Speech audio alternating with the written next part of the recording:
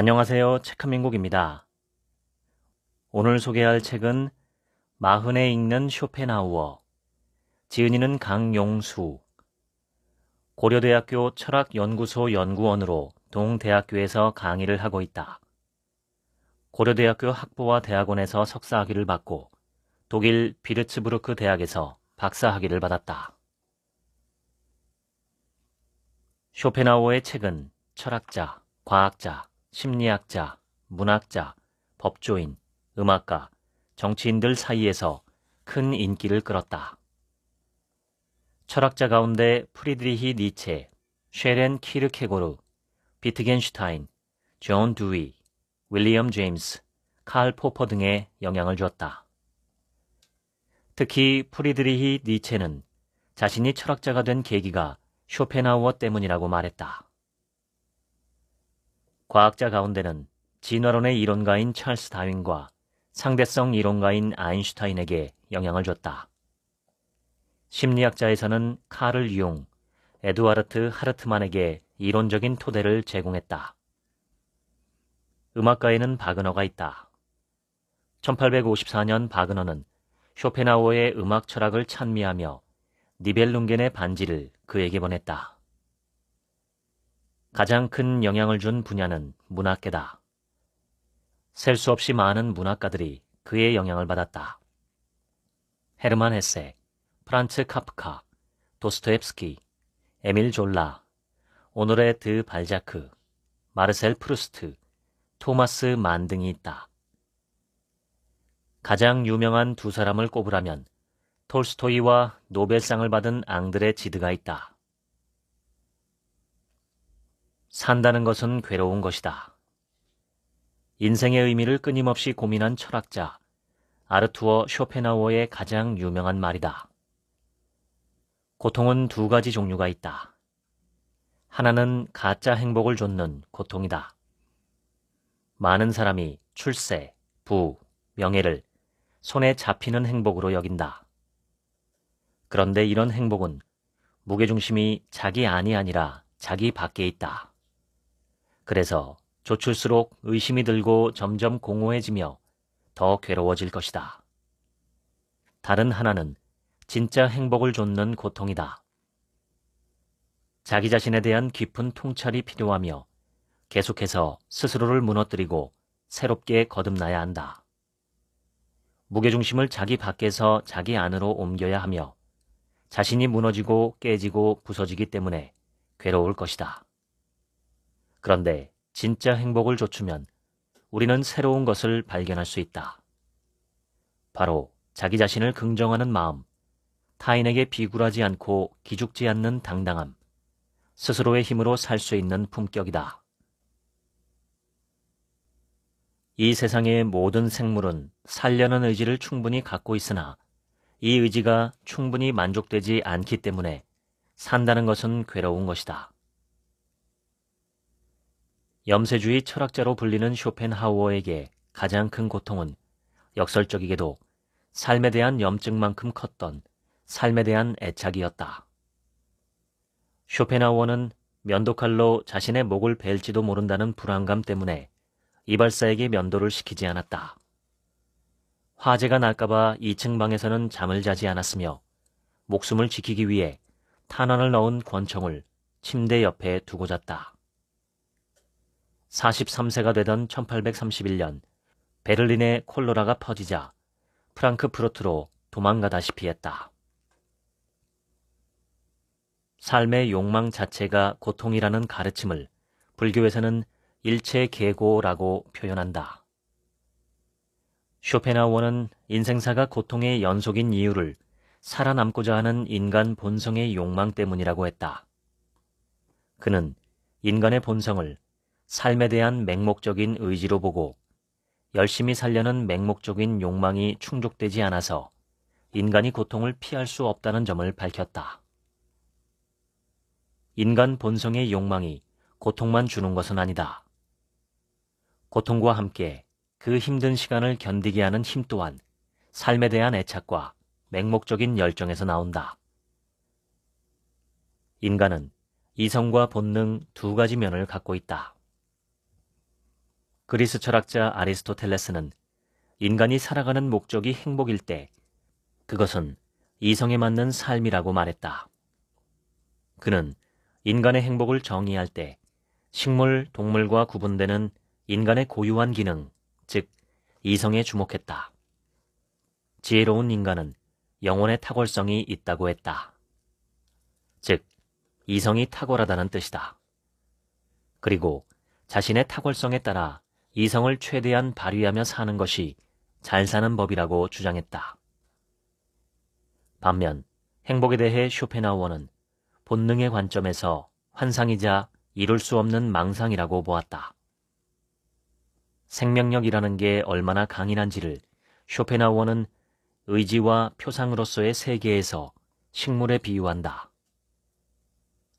마른 씨앗은 3000년 동안 생명력을 유지하다가 마침내 유리한 환경이 생기면 식물로 성장한다. 한번 움직이기 시작하면 계속 운동하려는 작용의 힘처럼 인간은 태어난 이상 이 세상의 끝까지 남기를 바란다. 사는 것이 죽는 것보다는 나을 것이라는 막연한 믿음으로 하루하루 버티며 살아가는 것이다.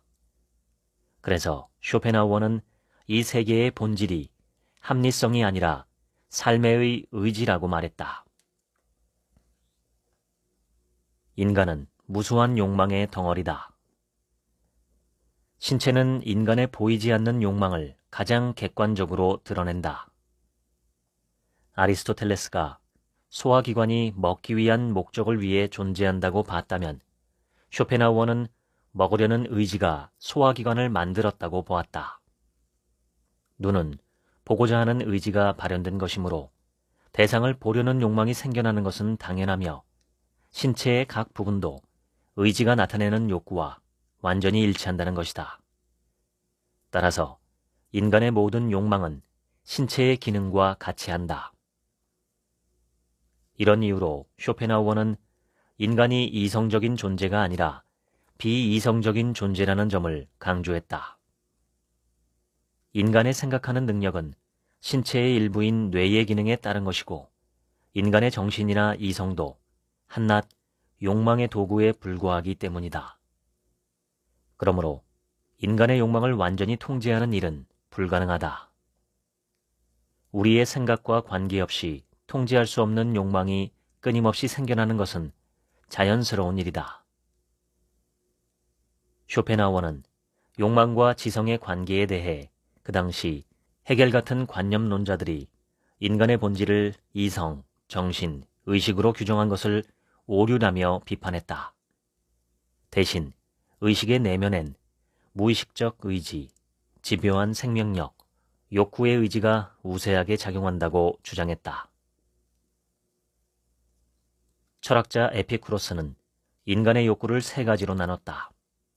첫 번째, 자연스럽고 꼭 필요한 욕구. 먹을 것과 입을 것에 대한 욕구다. 충족하기 쉽지만 충족되지 않으면 고통을 야기한다. 두 번째, 자연스럽기는 하지만 꼭 필요하지는 않은 욕구. 성적 충족의 욕구다. 이 욕구는 첫 번째 욕구보다 충족하기가 좀 더 힘들다. 세 번째, 자연스럽지도 않고 꼭 필요하지도 않은 욕구. 사치, 호사, 부귀, 영화에 대한 욕구다. 이 욕구는 끝이 없고 충족하기도 어렵다. 진화생물학자 리처드 도킨스의 저서 이기적 유전자에 따르면 자신의 DNA를 이 세상에 남기는 행위는 인간의 가장 큰 열망이다. 인간의 욕망과 지능은 생존을 위해 끊임없이 업데이트해온 것이다. 그렇다면 우리는 죽을 때까지 욕망의 굴레에서 벗어날 수 없다. 욕망이 충족되지 않으면 자연스럽게 고통을 느끼는데 이것이 바로 인간의 행복과 불행을 결정한다. 삶은 진자처럼 고통과 무료함 사이를 왔다 갔다 하는데 사실 이 두 가지가 삶의 궁극적인 요소다. 쇼펜하우어는 불행의 두 가지 원인으로 고통과 권태를 꼽는다. 하층계급 사람들은 궁핍의 고통과 끊임없이 싸우는 반면 부유하고 고상한 세계의 사람들은 무료함을 상대로 싸움을 벌인다. 모든 의욕의 기초는 결핍, 부족, 즉 고통이다. 인간은 이미 근원적으로 고통의 수중에 들어있다. 행복에 걸려 비틀거리다의 저자인 하버드대학교 심리학과 데니얼 길버트 교수는 2250명을 대상으로 언제 가장 행복한지 뇌의 상태를 촬영하여 발표했다. 그 결과 뇌가 집중할 때 행복하다고 느끼는 반면 휴식할 때 불행하게 느낀다고 발표했다.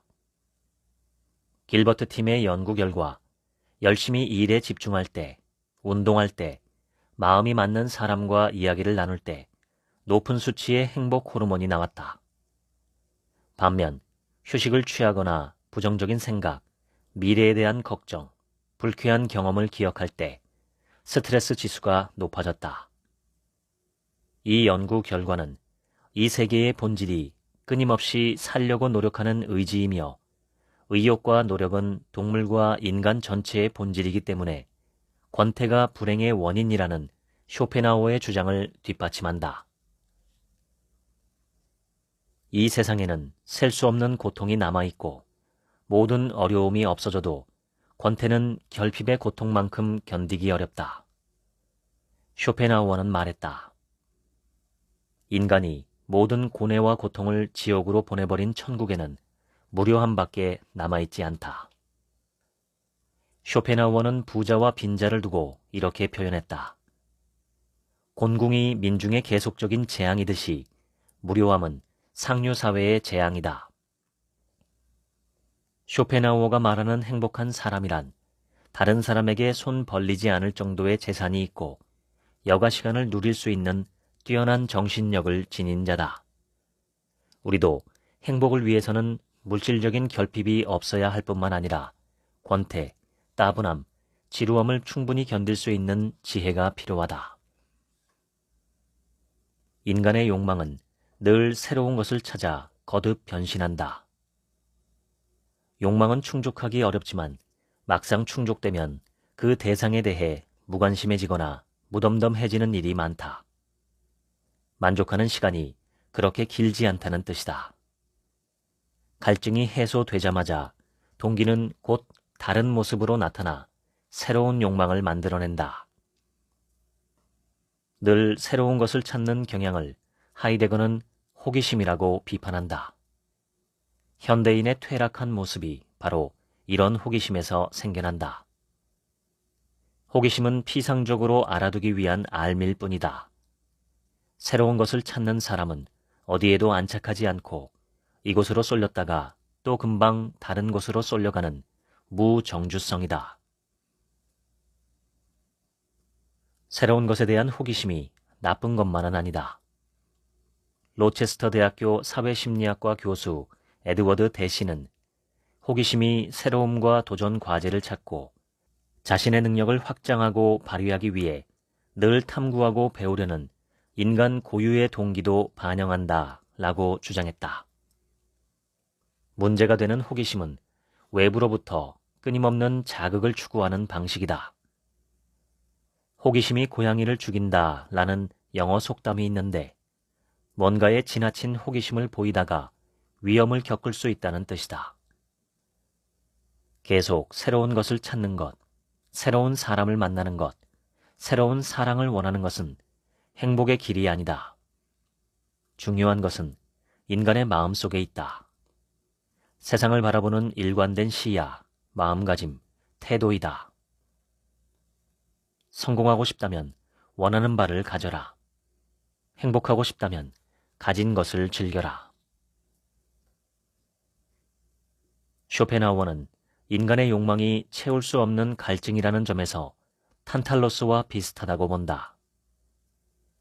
제우스의 아들 시필로스의 왕 탄탈로스는 신들이 사는 올림포스에 식사 초대를 받았다. 탄탈로스는 신들의 음식인 넥타르와 암브로시아를 훔쳐 발각됐다. 괘씸하게 여긴 제우스는 탄탈로스를 지옥으로 떨어뜨린다. 물을 마시려고 하면 물이 마르고 과일을 따먹으려고 하면 가지가 물러나서 그는 영원한 굶주림과 갈증에 시달린다. 인간은 탄탈러스의 운명처럼 목마름을 완벽하게 충족할 수 없기 때문에 불행할 수밖에 없다. 하나의 소망이 성취되더라도 10개의 소망은 이루어지지 않고 남는다. 욕망은 오래 지속되고 요구는 끝없이 계속된다. 채워도 채워도 충족을 모르고 결핍을 느끼는 대상은 명예, 돈, 권력, 출세, 성공 등 셀 수 없이 많다. 마치 밑 빠진 독에 물을 붓듯이 인간의 욕망은 끝이 없다. 풍족하지 않으면 궁핍해서, 풍족하면 권태로워서 끝없는 욕망을 채우지 못해서 시달리는 것이 인간이다. 고통의 힘은 쾌락의 힘보다 강하다. 쇼펜하우어에 따르면 모든 쾌락과 행복은 소극적인 성질을 띠는 반면 고통은 적극적인 성질을 띠기 때문이다. 인간은 행복은 잘 모르지만 불행은 잘 인지한다. 인간은 행복감에 취하기보다 불행감에 더 휘둘리는 일이 많다. 쇼펜하우어는 아리스토텔레스의 명제를 살아가는 데 최고의 지혜이자 원칙으로 들었다. 현자는 쾌락이 아니라 고통이 없는 상태를 추구한다. 10가지의 행복을 추구하지 말고 한 가지의 고통을 피하도록 해야 한다. 소극적인 행복론의 핵심은 고통의 원인을 최소화하는 것이다. 쾌락을 적극적으로 추구하는 것이 아니라 고통을 줄여나가는 것이 행복을 위한 일이다.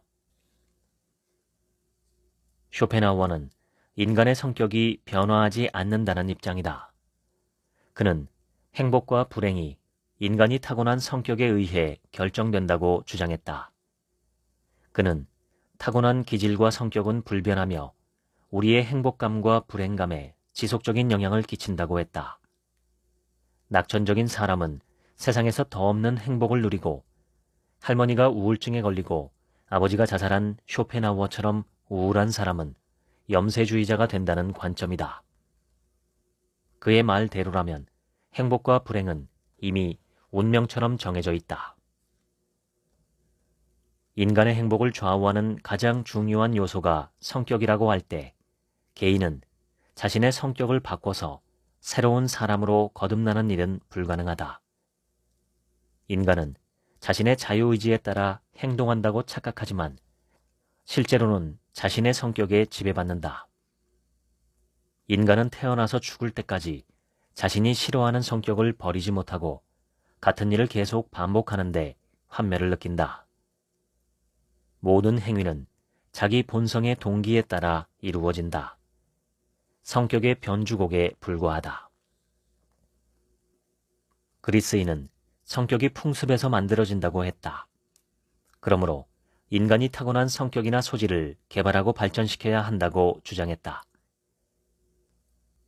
쇼펜하우어도 타고난 성격이 평생 바뀌지 않는다고 전제하면서도 교육 등 노력에 의해서 성격의 후천적인 개선과 변화가 가능하다고 보았다. 우리의 성격을 바꿈으로써 현상을 바라보는 시야를 넓힘으로써 세상을 다르고 풍부하게 볼 수 있다는 것이다. 우리는 흔히 빠질 수 있는 성격 유형론의 맹점을 조심해야 한다. 대신 타고난 성격을 교육이나 자기 성찰을 통해 바꾸려고 노력을 할 필요가 있다. 타고난 기질에 의해서만 행복과 불행이 정해진다면 인간이 아무리 노력해도 인생은 바꿀 수 없다는 슬픈 결론에 이른다. 하던 대로 하고 살던 대로 살면 갈등과 고민에서 벗어날 수 없을 것이다. 자신이 하고자 하는 것, 즉 욕망과 자신이 할 수 있는 것, 즉 능력을 분별하는 자기인식이 행복의 전제 조건이다. 인간은 각자 서로 다른 갈망과 능력에서 자기의 소질을 발견한다. 그 소질의 수준은 개성에 따라 다르기 때문에 자신이 실제로 겪어봐야 뚜렷하게 인식할 수 있다. 쇼펜하우어는 이렇게 묘사했다. 물고기는 물에 있어야 새는 공중에 있어야, 두더지는 땅속에 있어야만 행복하다. 자신의 개성에 대한 무지, 자기 인식의 결핍이 불행의 원인이다. 쇼펜하우어는 가치의 기준을 타인에게서 구하지 말고 자신에게서 구해야 한다고 역설한다. 우리가 할 수 있는 유일한 일은 자신의 개성을 최대한 유리하게 이용하고 인격에 부합하는 일에 노력을 경주하는 것이다. 이런 입장은 자신의 탁월성을 키우는 그리스의 교육관과 일치한다. 행복은 자신만의 타고난 능력을 최대로 발휘하는 데 있다. 운동신경이 뛰어난 사람이 하루 종일 앉아 연구를 한다면 불행하다고 느낄 것이고, 지적 능력이 뛰어난 사람이 하루 종일 운동이나 육체노동을 해야 한다면 불행하다고 느낄 것이다. 행복은 각자의 능력과 개성, 취미에 따라 달라질 수밖에 없다.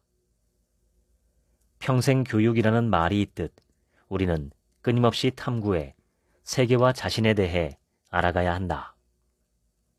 자신의 성격에 맞는 일을 찾아 올바른 선택을 하는 것이 행복을 위한 가장 중요한 출발점이다. 쇼펜하우어는 지능이 발달한 고등 동물일수록 인식이 분명해지면서 고통이 증가한다고 본다. 따라서 이 세상에서 인간이 가장 고통을 많이 느끼며 인간 가운데는 천재가 가장 고통을 많이 겪는다. 두뇌가 뛰어난 천재일수록 불행이 더할 수 있다. 고통을 느끼는 감수성이 예민하기 때문이다. 쇼펜하우어가 말하는 천재는 단순히 지능이 좋은 사람만을 지칭하는 것이 아니다. 천재는 IQ가 높은 사람이 아니라 창의적이며 독창적인 결과를 낳는 사람이다. 인간의 삶이 동물의 것보다 더 고통스러운 것은 인간의 인식 능력 때문이다. 너무 많은 생각을 하지 않는 것도 방법이다. 우리의 행복이나 불행과 관련한 모든 일에 대한 상상력을 억제해야 한다. 지나친 상상력과 추측, 기억은 불행의 씨앗이다. 쇼펜하우어는 말했다. 일어날지도 모르는 재난을 눈앞에 떠올리며 미리 불안해하지 않아야 한다. 그때가 좋았는데, 앞으로 잘 돼야 할 텐데. 우리는 습관적으로 불행의 씨앗을 뿌린다. 지금 행복해야 한다. 자살이란 비참한 이 세상에서 실제적인 구원을 받는 것이 아니라 단지 엉터리 구원을 받는 것에 지나지 않으므로 최고의 도덕적 목표에 도달하는 것에 배치된다. 현실이 살만한 가치가 없다면 죽음을 통해서 구원이나 해방을 꿈꿀 수도 있겠지만 쇼펜하우어는 실패할 것이라고 본다. 죽음을 통해 고통은 줄어들지 않고 오히려 더 늘어나기 때문이다. 특히 자살로 변하는 것은 아무것도 없으며 삶의 고통이 줄어드는 것이 아니라 오히려 주변 사람들에게는 고통이 증가한다. 죽음을 통해 삶의 고통을 완전히 없애려는 시도는 어리석은 짓이다. 이렇다 해도 살아가면서 가장 큰 고통으로 생각되는 상황에서 벗어날 수 있는 자유로운 선택은 죽음이다. 모든 현자를 기다리는 운명은 죽음이기 때문에 죽음의 유혹은 늘 존재하기 마련이다. 물방울이 사라져도 무지개가 변하지 않듯 나의 죽음으로 세상에는 아무런 변화가 없다는 사실을 알아야 된다. 우주 전체로 보면 개인은 아무런 의미가 없다. 자연은 인간의 죽음을 슬퍼하지 않는다. 쇼펜하우어는 그 당시 유럽에 유입된 인도 사상의 영향을 받아서 자신의 애견을 아트만이라고 불렀다. 아트만은 힌두교의 기본 교의 중의 하나이며 원래 숨쉰다는 뜻이다. 숨쉬는 생명인 아트만은 나를 말하는데 개인에 내재하는 원리를 뜻한다. 반면 브라만은 우주의 궁극적인 원리를 지칭한다. 따라서 아트만과 브라만은 각각 소우주와 대우주를 의미한다고 할 수 있다. 인간은 이 우주를 구성하는 개체에 불과하며 그런 소우주를 포괄하는 브라만, 즉 대우주가 있다는 인식이 생겨난다. 에피쿠로스의 유명한 말대로 죽음은 우리에게 아무것도 아니다. 우리가 존재할 때는 죽음이 존재하지 않으며 죽음이 존재할 때 우리는 존재하지 않는다. 죽음과 함께 모든 감각과 의식이 끝나기 때문에 죽음에는 쾌락도 고통도 없다. 죽음은 두려운 일이 아니다. 쇼펜하우어는 염세주의 철학자로서 자살을 찬미한 것으로 알려져 있다. 하지만 쇼펜하우어는 죽음을 두려워했으며 자살은 시도조차 하지 않았다. 자살은 역설적으로 삶에 대한 무한한 사랑을 보여준다는 것이 쇼펜하우어의 생각이다. 너무나 인생을 사랑했기 때문에 그 절망감에 자살로 삶을 마무리하는 것이다. 죽도록 잘 살고 싶어서 차라리 죽고 싶은 마음이라는 것을 이해해야 한다. 삶의 형식은 끝없는 현재다. 시간은 쉬지 않고 끊임없이 흘러가는 강물과 같으며 인간은 그 물결에 휩쓸려 사라지는 존재다. 영원한 시간 속에서 인간이 살고 죽는 것은 덧없는 꿈과 같다. 이런 점에서 세상을 부정하는 자살은 무익하고 아무것도 바뀌지 않는다는 점에서 어리석은 행위다. 자살률 세계 1위인 국가가 의미하는 바는 그만큼 우리나라에 희망이 없다는 것이다. 자살은 세상의 고통에서 벗어나려고 자신의 삶을 부정하는 것이라고 생각한다. 즉, 세상에 다시 태어나지 않아도 될 정도로 영원히 떠나고 싶다는 뜻이다. 그러나 죽고 싶다는 사람은 그만큼 살고 싶다는 반대되는 마음을 갖고 있다. 어쩌면 삶에 대한 애착이 너무 컸기 때문에 그것에 따른 실망과 고통이 컸다고 할 수 있다. 살아있는 한 우리는 살려는 의지 자체를 절대로 부정할 수 없다. 쇼펜하우어는 말했다. 우리 인생의 장면들은 거친 모자이크와 같다. 가까이서 보면 제대로 알아볼 수 없고 멀리서 봐야 그 아름다움을 알 수 있다. 쇼펜하우어는 행복의 첫 번째 조건으로 건강을 꼽는다. 그는 말했다. 인생이 얼마나 짧은지 알려면 오래 살아봐야 한다. 쇼펜하우어는 어느 고서를 뒤적이다가 많이 웃는 자는 행복하고 많이 우는 자는 불행하다 라는 글을 읽었다. 건강한 사람 가운데는 낙천적인 성격이 많다. 그만큼 스트레스를 덜 받는다는 것인데 기질상 타고났을 가능성도 있고 후천적으로 성격이 바뀌었을 수도 있다. 웃을 수 있는 것도 능력이다. 건강은 인간의 주관적인 자산인 고상한 성격, 뛰어난 두뇌, 낙천적인 기질과 명랑한 마음에 함께 속한다. 이 가운데 우리를 가장 행복하게 하는 요인은 명랑한 마음이다. 그 명랑한 마음은 외적인 돈이나 명예가 아니라 건강이다. 따라서 바깥에서 좋은 것을 찾지 말고 자신의 건강을 지키고 유지하는 데부터 힘을 써야 된다. 그것은 운동으로 만들어진다. 아리스토텔레스는 생명의 본질은 운동에 있다고 강조하면서 유기체의 전체는 끊임없이 운동을 해야 한다고 말했다. 쇼펜하우어는 말했다. 나무도 튼튼하게 자라려면 바람이 필요하다.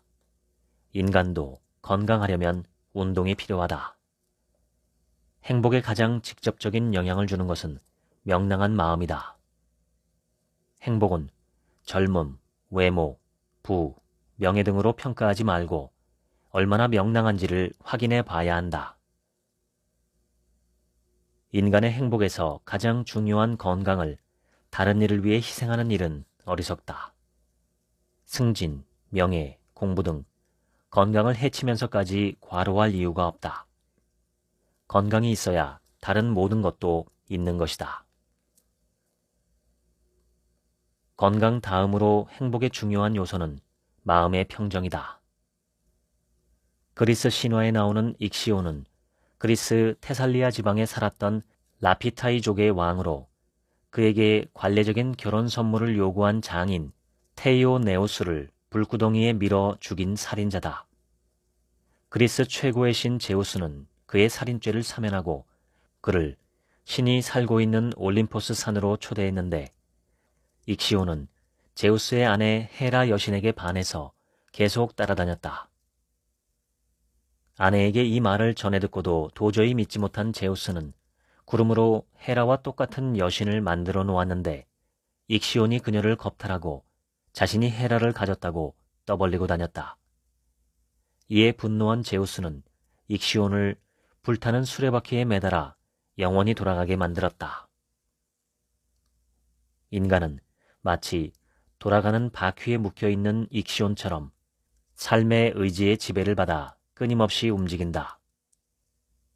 쇼펜하우어가 추구하는 행복은 소극적인 입장에서 마음의 평화다. 이것은 스토아 학파가 주장한 아파테이아와 같다. 아파테이아는 욕구가 없는 금욕의 경지를 말한다. 음식을 절제하면 몸이 건강해지듯 외적인 자극의 비중을 줄여야 마음의 평정을 얻을 수 있다. 첫째, 불필요한 인간관계를 정리하라. 무엇보다 확실한 방법은 사람과의 불필요한 교제를 줄이는 것이다. 둘째, 질투를 경계하라. 질투는 인간의 자연스러운 감정이지만 자신의 것을 남의 것과 비교하지 말고 즐기자. 쇼펜하우어는 세네카의 말을 인용했다. 자신의 것을 남의 것과 비교하지 말고 즐기자. 다른 사람이 행복하다고 괴로워하는 자는 결코 행복하지 못할 것이다. 셋째, 큰 희망을 걸지 마라. 쇼펜하우어는 말했다. 우리 삶은 아주 작은 점에 불과하다. 넷째, 세상에는 거짓이 많다는 점을 알아라. 이 세상에는 알맹이가 없는 껍데기가 더 존경받는 일이 많다. 지식을 가르치는 학교나 종교를 알리는 단체도 모두 겉모습만 번지르르한 경우가 많다. 그러나 행복은 그런 화려한 겉모습에 있지 않다.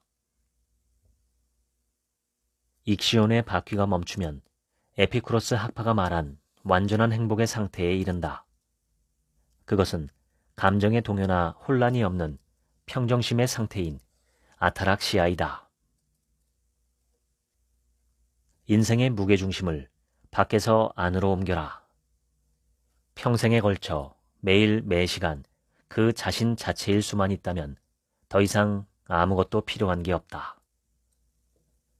무게중심이 바깥에 있는 사람은 출세, 승진, 명예, 부 등을 추구하며 각종 모임 등에 빠져 즐거움을 추구하지만 무게중심이 안에 있는 사람은 혼자 있는 시간을 가지면서 개인적인 취향에 따라 예술, 시와 문학, 철학 등을 가까이 하게 된다. 이런 정신적인 즐거움은 속물이 누릴 수 없는 것이다. 사람들과의 만남을 줄이고 늘 책을 가까이 하고 좋아하는 노래를 들으며 스스로 생각하는 힘을 키우기를 권한다.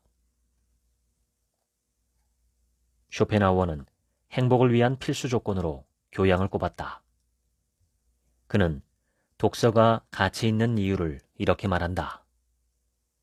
우리의 행복은 주머니에 무엇이 들어있느냐 하는 것보다는 머릿속에 무엇이 들어있느냐 하는 것에 달려있다. 먹은 것이 육체가 되고 읽은 것이 정신이 되어 현재의 자신이 된다. 첫째, 고전을 읽을 것을 권한다. 둘째, 2번을 읽을 것을 권한다. 셋째, 악서를 피하라. 쇼펜하우어가 지칭하는 악서는 단지 돈을 벌기 위해서 쓴 책이다. 많은 사람이 글을 써서 돈을 벌려고 한다. 대중은 어리석게도 그런 글을 읽는다. 많이 읽는다고 좋은 것은 아니다. 많은 독서는 독자적인 사고를 하는데 방해가 된다. 많이 읽을수록 자기 스스로 사고하는 힘은 줄어들기 때문이다. 쇼펜하우어는 이렇게 표현했다. 책을 많이 읽은 사람은 남이 먹다 남긴 음식을 먹는 것과 남이 입다 버린 옷을 입는 사람에 불과하다. 독서를 해서 오히려 남의 생각에 끌려다니면 스스로 생각하는 능력을 잃게 된다.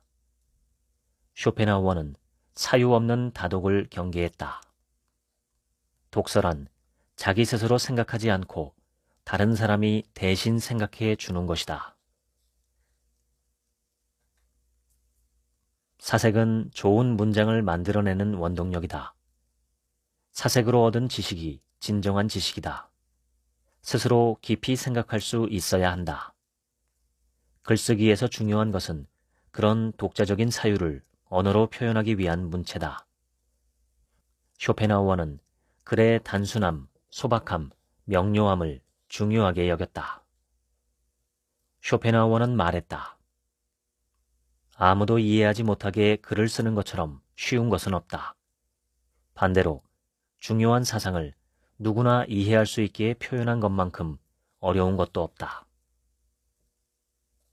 자신의 사상을 순수하고 분명하게, 확실하고도 간결하게 표현해야 된다. 단순함이 진리의 특징이자 천재의 특징이다. 반면 사이비 철학자는 불확실하고 애매하며 다의적이고 장황하고 둔중하며 딱딱한 문체로 쓸데없는 말을 늘어놓는다.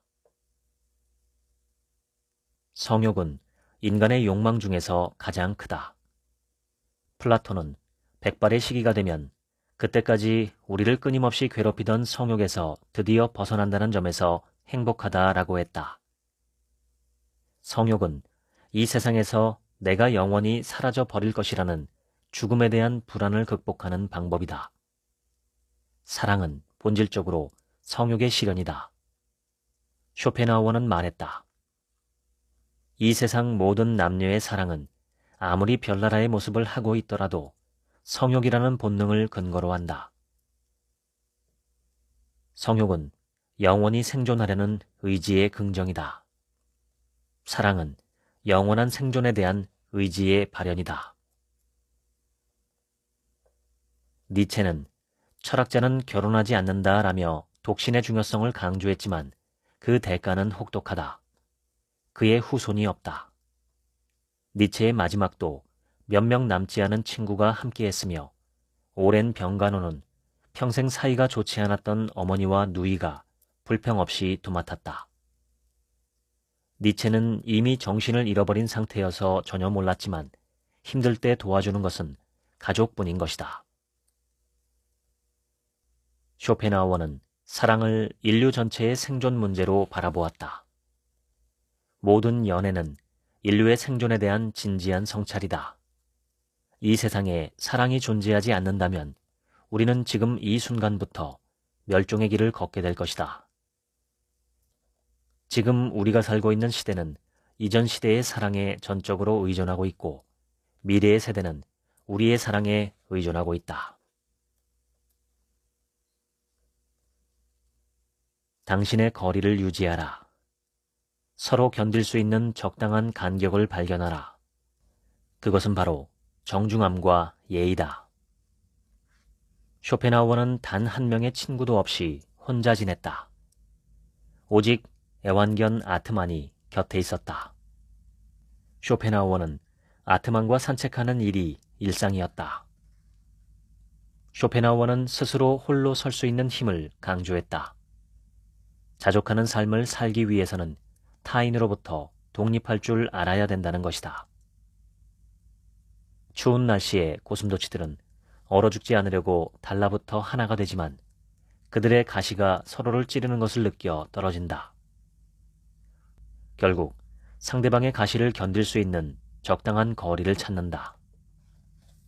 쇼펜하우어의 비유처럼 사회를 이루는 인간은 어떤 이유에서든 다른 사람들을 만나게 되며 가시를 세운다. 마음을 터놓는 사이가 되면 자신의 본성을 드러내기 마련이다. 즉, 인간의 본성인 이기심, 시기심, 자존심 등 때문에 서로의 마음에 아픔을 주는 일이 많아진다.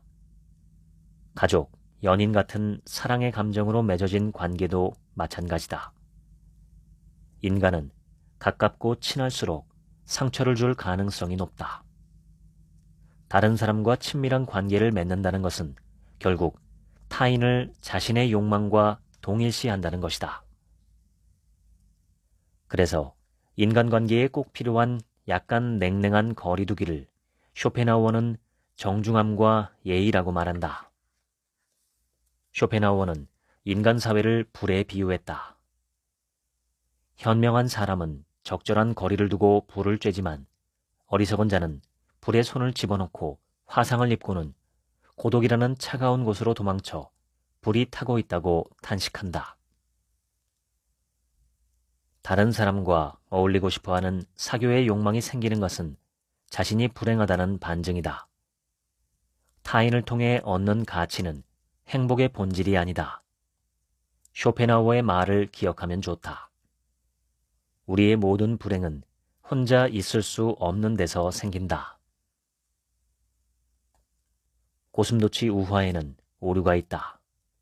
실제로 고슴도치는 상대가 찔리지 않도록 가시를 눕힌다고 한다. 다른 고슴도치가 가까이 접근할 수 있도록 배려를 할 줄 알며 체온을 유지하기 위해서 바늘이 없는 머리를 맞대며 추위를 이겨낸다고 한다.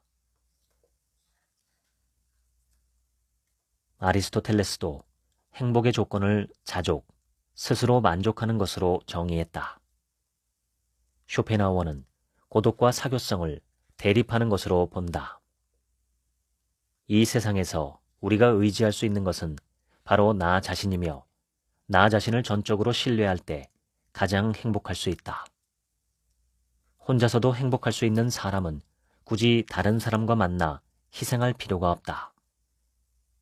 가장 가치 있는 삶은 홀로 지낼 수 있는 능력을 키우는 데 있다. 자신으로부터 도망쳐서 결국 되돌아와 만나게 되는 것은 자신의 본래 모습이다. 타인의 고통에 대한 실험이 있었다. 신생아실에서 갓 태어난 아이에게 다른 아이의 울음소리를 들려줬더니 그 아이뿐만 아니라 모든 아기가 함께 울기 시작했다. 정작 자신의 울음소리를 녹음해서 들려주면 반응이 없었다. 이것은 타자에 대한 동정심은 타고나며 다른 사람에게 쉽게 전이 된다는 점을 보여준다. 이런 측은지심은 살아가는 데 늘 강조됐다. 동정과 연민에 대해 모든 학자가 찬성한 것은 아니다. 니체는 동정심이 이타심이 아니라 이기심의 표현이라고 비판했다. 이웃을 내 몸처럼 사랑하라 라는 것은 그것을 통해 이익을 얻으려는 약자들의 이기심이라는 것이다. 그는 동고는 낮은 동물들도 느끼는 감정이므로 오히려 인간은 동락을 추구해야 된다고 말한다. 마라톤을 예로 들면 탈락한 사람에게 연민을 느끼는 것이 아니라 승리자에게 진정한 축하를 건네며 함께 기쁨을 나눌 것을 제안한다. 스토아 학파의 학자 에픽테토스는 너의 콧물은 너 자신이 닦아라 라면서 자립을 강조했다. 콧물을 흘린 사람의 콧물을 계속 닦아주면 스스로 콧물을 닦지 못하게 된다는 것이다. 약자에 대한 지나친 배려나 후원은 그 사람이 스스로 인생을 완성하며 행복할 수 있는 기회를 빼앗는다는 주장이다. 동물은 현재만을 살기 때문에 근심과 불안이 없다. 미래에 대한 걱정이나 과거의 고통에서 자유롭기 때문에 동물이 인간보다 더 행복할 수 있다. 쇼펜하우어는 이런 장점을 동물에게서 배워야 한다고 말한다. 인간은 과거의 일에 대해 후회와 자책하는 일이 많다. 동물은 죽을 수 있는 상황을 피하려고 할 뿐 죽음에 대해 알지 못하지만 인간은 그런 죽음을 늘 염두에 두고 불안해한다. 한국의 행복지수는 OECD 38개국 중 36위로 최하위권이다. 빈부격차, 치열한 경쟁, 급속한 고령화, 열악한 환경, 물질 만능주의, 외모 지상주의가 행복을 방해한다. 무엇보다 가장 우려스러운 것은 살면서 나 하고 싶은 대로 할 수 있는 자유가 144위로 최하위라는 점이다. 죽음을 앞둔 시한부 환자들에게 가장 후회되는 일 또는 다시 태어나면 가장 하고 싶은 것을 꼽으라면 어떤 대답을 들을 수 있을까? 그들은 한결같이 내가 원하는 삶을 살고 싶다고 말한다. 다른 사람이 아닌 내가 원하는 삶을 살았더라면 하는 후회가 죽음을 앞둔 말기암 환자들의 첫 번째 소망이라고 브로니 웨어는 말한다. 노년에 가장 후회되는 일, 가장 고통스러운 일은 과거에 내가 원했던 것을 남의 눈치를 보느라 제대로 하지 못한 것이라는 조사 결과가 있다. 주위 눈치를 보며 남이 정한 기준에 따라 살아야 하는 삶은 답답할 수밖에 없다. 다른 사람과의 비교는 행복도를 낮추는 중요한 요인이다. 내가 원하는 것, 내가 할 수 있는 것, 내가 타고난 것을 긍정하는 것이 나대로 사는 것이다. 지금까지 마흔에 읽는 쇼펜하우어 읽어드렸습니다. 지금부터는 제 얘기입니다. 산다는 것은 괴로운 것이라고 수많은 사람들이 말했습니다. 삶에는 분명 괴로움이 있습니다. 부정할 수 없죠. 그렇다고 해서 삶 전체가 괴로움만인 것은 아닙니다. 좋은 것도 있고 기쁜 날도 있습니다. 그렇지만 괴로움 자체가 정기적으로 삶에 방문한다는 것은 부정할 수 없는 현실입니다. 이 사실을 부정하면 하려 할수록 불행해집니다. 때론 고통을 환영할 필요가 있죠. 고통은 자연스러운 것이고 삶의 필연적인 것이고 때론 우리의 성장과 발전에 도움이 되는 밑바탕이 되기도 합니다. 괴로움에 대한 태도, 고통을 대하는 자세, 마음가짐, 이것이 우리의 행복을 결정하는 데 굉장히 큰 변수로 작용한다는 것은 수많은 현자들의 가르침과 과학적인 연구 결과로도 뒷받침되고 있습니다. 한 가지 좋은 소식은 괴로움이 영원하지 않다는 것입니다.